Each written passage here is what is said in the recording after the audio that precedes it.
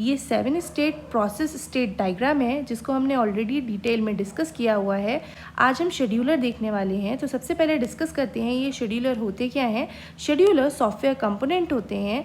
ये मल्टीटास्किंग में बहुत ही क्रूशियल रोल प्ले करते हैं for optimising CPU utilisation and overall performance of the system. कैसे? by ensuring operating system to handle multiple processes congruently and efficiently। हमारे पास 3 type के शेड्यूलर्स अवेलेबल हैं। First one is long term scheduler, second है short term scheduler and third होता है medium term scheduler. सबसे पहले डिस्कस करते हैं लॉन्ग टर्म शेड्यूलर को।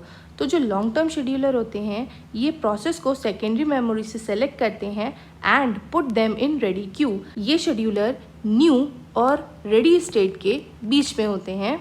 The main aim is to maintain degree of multi programming which means due to some reason if one process is not executing then other process will get a chance to execute. बात करते हैं short term scheduler की। तो ये scheduler ready queue में से एक process को सेलेक्ट करता है एंड रनिंग क्यू में प्लेस करके CPU को एलोकेट कर देता है। शॉर्ट टर्म शेड्यूलर रेडी और रनिंग के बीच में होते हैं and they call the dispatcher। this dispatcher pick the process from ready state। dispatcher भी एक सॉफ्टवेयर होता है जो पिक करता है जॉब्स को रेडी क्यू से।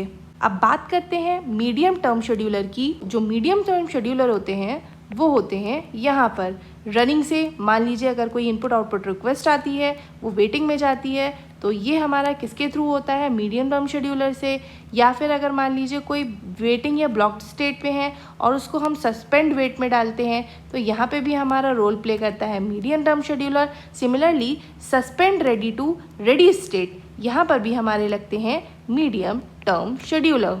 यहाँ पर हम एक चीज़ और समझने वाले हैं कि when a process is executing and running it takes 2 time. First is CPU time and another is input output time. Input output time का मतलब है when process doing some input output operation and CPU time का मतलब है when process is running and executing in CPU। यहाँ से 2 term और निकल के आती हैं, input output bound and CPU bound.